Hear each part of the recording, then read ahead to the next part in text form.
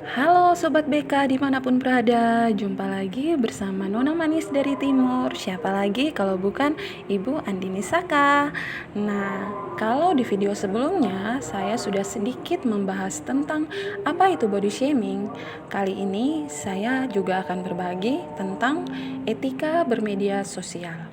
Tentunya Sobat BK tidak asing dong sama media sosial. Nah, untuk menghemat waktu, kita mulai yuk. Yang pertama, tentu kita harus tahu apa itu etika. Definisi etika. Sebenarnya ada banyak sekali definisi etika menurut para ahli. Tetapi di sini Ibu akan mengambil beberapa pendapat dari para ahli.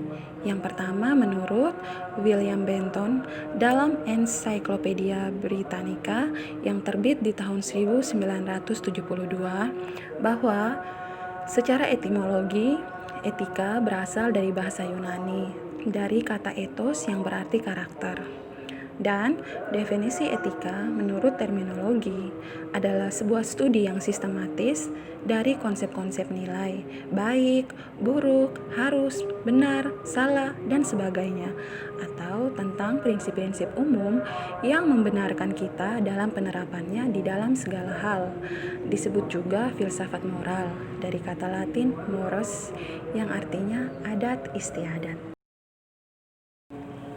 Kalau tadi kita sudah membahas tentang kata etika, sekarang kita akan masuk pada pembahasan singkat tentang media sosial. Kita kupas satu persatu ya, mulai dari kata media. Nah, media diartikan sebagai alat komunikasi. Sedangkan sosial, kata sosial diartikan sebagai kenyataan sosial bahwa setiap individu melakukan aksi yang memberikan kontribusi kepada masyarakat.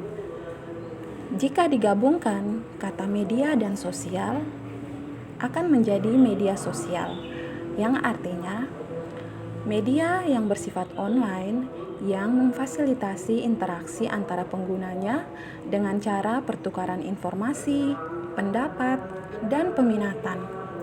Media sosial terdiri dari beragam tools dan teknologi yang terdiri dari proyek gabungan. Contoh, Wikipedia, Wikispace, kemudian ada blogs.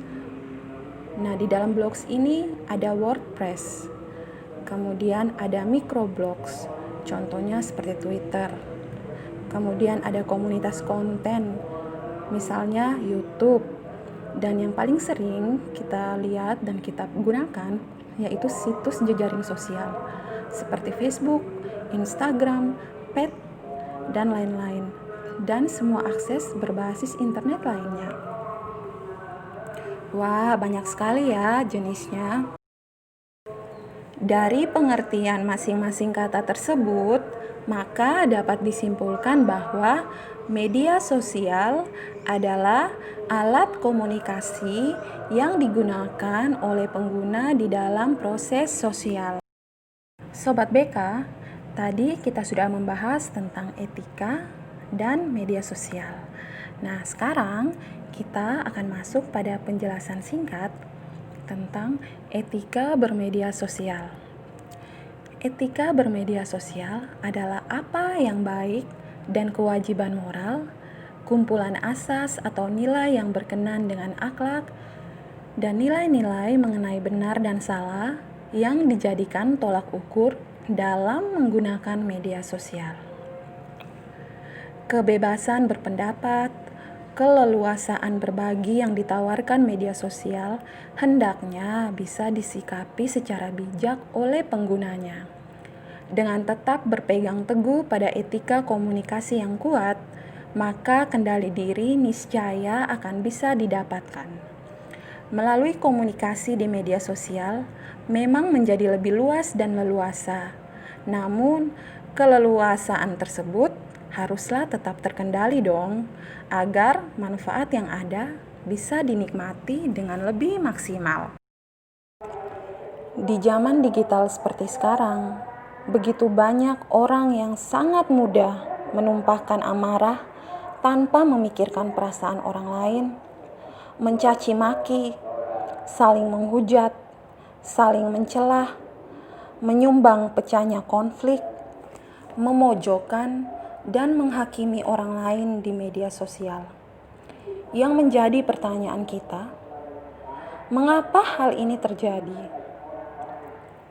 Salah satu jawabannya adalah karena kurangnya pengetahuan tentang etika dalam bermedia sosial. Sangat penting pengetahuan etika dalam bermedia sosial. Mengapa? Karena agar setiap pengguna media sosial ketika berada di dunia virtual, mereka mampu memahami hak dan kewajibannya di dalam menggunakan media sosial. Mereka tahu, mereka paham bahwa ada ketentuan yang semestinya dipahami oleh pengguna media sosial tentang apa saja yang harus diperkenankan, tentang apa yang tidak diperkenankan, sampai pada ketentuan hukum jika sampai mereka melanggar.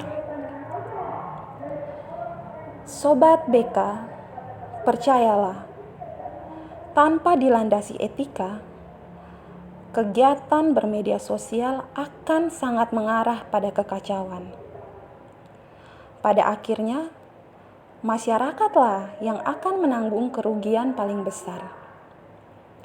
Media sosial yang semestinya membantu justru menjadi ajang untuk bersih tegang dan ajang untuk berseteru yang tak berujung. Kebebasan berpendapat di Indonesia diatur di dalam Kitab Undang-Undang Hukum Pidana KUHP. Salah satunya adalah aturan berpendapat dalam surat edaran Kapolri yang isinya kira-kira seperti ini. Ujaran kebencian dapat berupa tindak pidana yang diatur dalam Kitab Undang-Undang Hukum Pidana KUHP dan ketentuan pidana lainnya di luar KUHP yang berbentuk antara lain penghinaan, pencemaran nama baik, penistaan, perbuatan tidak menyenangkan, memprovokasi, menghasut, menyebarkan berita bohong, dan semua tindakan di atas memiliki tujuan atau bisa berdampak pada tindak diskriminasi, kekerasan, penghilangan nyawa, dan atau konflik sosial. Ujaran kebencian, sebagaimana yang dimaksud, bertujuan untuk menghasut dan menyulut kebencian terhadap individu dan kelompok masyarakat dalam berbagai komunitas yang dibedakan dari aspek suku, agama, aliran keagamaan, keyakinan atau kepercayaan, ras, antar golongan, warna kulit, etnis, gender, kaum difabel, dan orientasi seksual. Ujaran kebencian, sebagaimana yang dimaksudkan, dapat dilakukan melalui berbagai media, antara lain dalam orasi kegiatan kampanye, spanduk atau banner, jejaring media sosial, penyampaian pendapat di muka umum, ceramah keagamaan, media massa cetak atau elektronik, pamflet, dan lainnya. Selain aturan-aturan yang diatur dalam Kitab Undang-Undang Hukum Pidana KUHP dan ketentuan pidana lainnya di luar KUHP dalam surat edaran Kapolri yang telah diuraikan tadi, pemerintah Indonesia pun tanggap akan adanya tuntutan bagi transaksi informasi di dunia maya. Karena itu, dibuatlah Undang-Undang Republik Indonesia Nomor 11 Tahun 2008 tentang Informasi dan Transaksi Elektronik atau yang lebih kita kenal dengan Undang-Undang ITE. Undang-Undang ITE terdiri atas beberapa bab yang di dalamnya membahas segala hal terkait dengan informasi melalui elektronik. Salah satu bab yang ada di dalam undang-undang tersebut adalah bab 7 yang membahas tentang perbuatan yang dilarang dalam penyebaran informasi dan transaksi elektronik, khususnya pasal 27 sampai dengan pasal 33. Dengan demikian, aktivitas masyarakat pengguna Facebook dan Twitter juga dituntut mematuhi segala aturan yang dituangkan dalam Undang-Undang ITE ini. Hai Sobat BK, kalian tentunya penasaran kan dengan isi dari Undang-Undang ITE, khususnya pada pasal 27 sampai dengan pasal 33.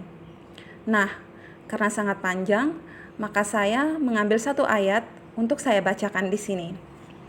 Saya akan membacakan pasal 27 ayat 3 Undang-Undang Nomor 11 Tahun 2008 tentang Informasi dan Transaksi Elektronik. Setiap orang dengan sengaja dan tanpa hak mendistribusikan dan atau mentransmisikan dan atau membuat dapat diaksesnya informasi elektronik dan atau dokumen elektronik yang memiliki muatan penghinaan dan atau pencemaran nama baik dapat dipidana dengan pidana penjara paling lama 6 tahun dan atau denda paling banyak 1 miliar rupiah. Wow, fantastis. 6 tahun penjara dan 1 miliar rupiah. Sobat BK, yakin masih mau melakukan tindakan tidak terpuji di media sosial? Sobat BK dimanapun yang saya cintai, sampai di sini dulu ya pembahasan saya tentang etika bermedia sosial. Mohon maaf karena pembahasan saya belum sempurna dan belum optimal. Tetapi tidak ada salahnya dong kita saling berbagi. Nah, saya juga minta maaf. Mungkin ada kata-kata saya selama pembahasan yang sudah menyinggung perasaan sobat-sobat sekalian. Terima kasih sudah menonton video ini sampai akhir. Semoga kita bisa bertemu di video-video selanjutnya. Saring, sharing, sarang he. Saring dulu, baru sharing dong. Mari kita bajik dalam menggunakan media sosial dan bijak dalam bertukar informasi. Sekian dan terima kasih.